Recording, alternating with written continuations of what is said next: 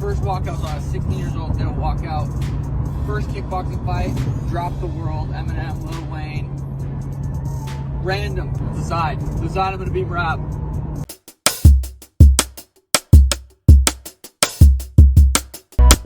Thank you for Sugar Sean blessing us at this time. The only man to beat Rob twice, 3-weight UFC champion.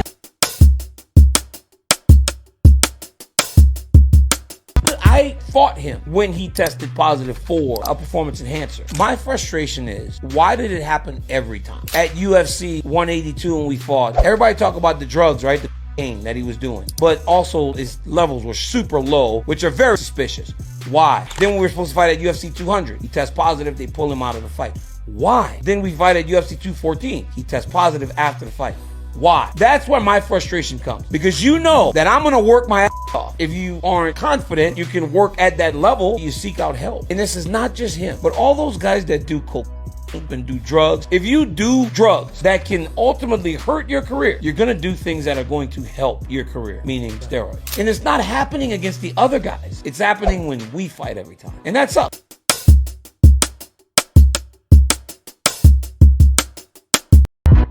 What is the Derek Lewis quote that embarrasses your children the most in school? I guess, you know, the one about the shorts and all of that one. So that's why I'm not doing it no more. I'm not never doing that again. You know, I never think about it whenever in the moment, but afterwards I think about it like, damn, I'm sorry. Are you actually trying to be more mindful of what you say, like with your kids in mind these days? For sure. You know, they're older now, so I'm trying to be mindful things I do. Because I go to they want me to go to their schools, to school events and stuff like that. And so I really don't think about it until I'm like, man, wait, these parents are around my age. And so they know about everything I'm doing and saying. So I'm like, I gotta take a step back. I mean, he's got to be number one. You know, I mean, if you're honestly looking at it, he's got to be number one. I know he has the asterisks as far as, you know, people can say the drugs and stuff like that, and, you know, some of these things outside the cage. But I mean,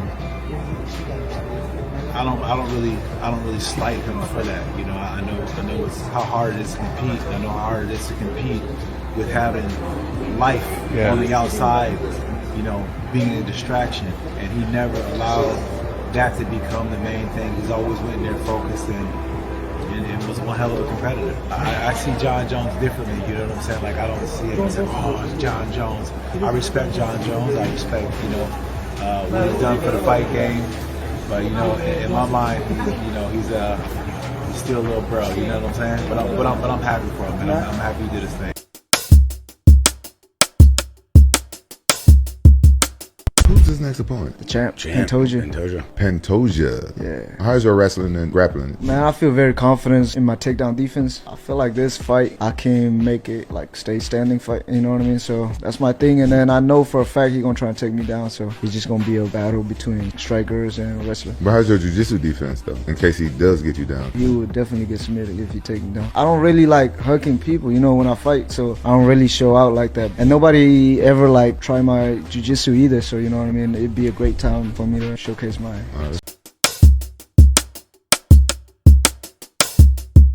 I want to fight again, hopefully in October, November. I'm in talks now with the UFC and Dana White, trying to find an opponent that fits, and let's go from there. Really, from that. So you're just in talks, trying to get someone on. There's no one in particular. No one yet. Just going to try and keep busy.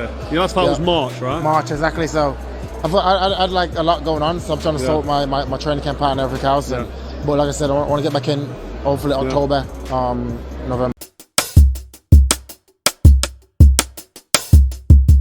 And it's a BMF title, and I keep hearing people say if he wins, then they take the title away and they retire the title. So I'm like, bro, this ain't happening. It's your title. Yeah, this ain't happening yet. So at the end of the day, you know, I'm good friends with Korean Zombie. You know, I retired one legend. You know what I mean? You know, hopefully we can keep the ball rolling on retirements, and I can get this one. How many fights you got left, man?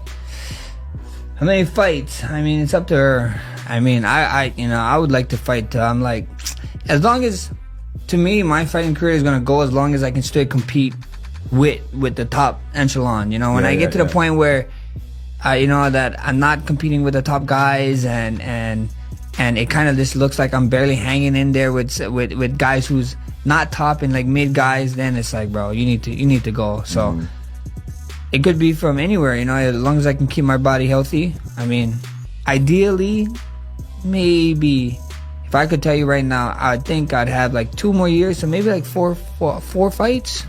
4 fights, maybe 5 fights, 2-3 more years, but we see what happens. Anything change, you know.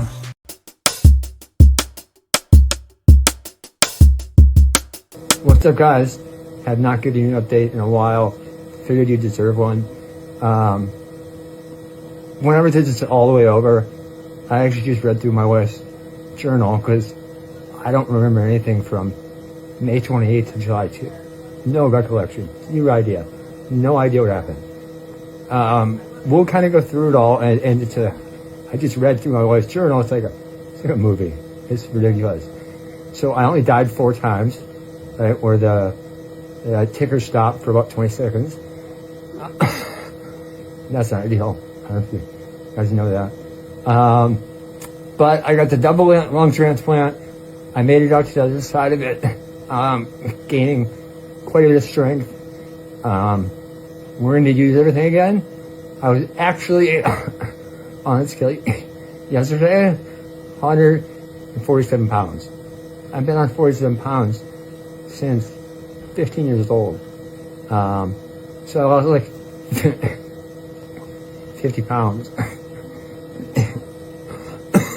in a 45-day period. So man, that was a battle. Luckily, I don't remember most of it. And you know, the thing that was most impactful to me was all the love I felt from everybody. And it was almost like I got to have my own funeral, right? I still remember 30 years ago when Dave Schultz died, and you listen to all these older people, you know, recollect how much they enjoyed him, how much they loved him. And, you know, obviously he never had to hear that. I'm sure some people will hold him. But, so man, the outpouring of love from the wrestling community was just amazing. It felt so good. And so, you know, I'm more motivated than ever just to keep give back and do what I can and help out the best I can help out. I love you guys. I appreciate you guys. It's been tough, not only on me, but my whole family and my close community. So I appreciate everything. Hope you guys appreciate the update. And like I said, sometime down the road, maybe Amy and I can detail everything a little more.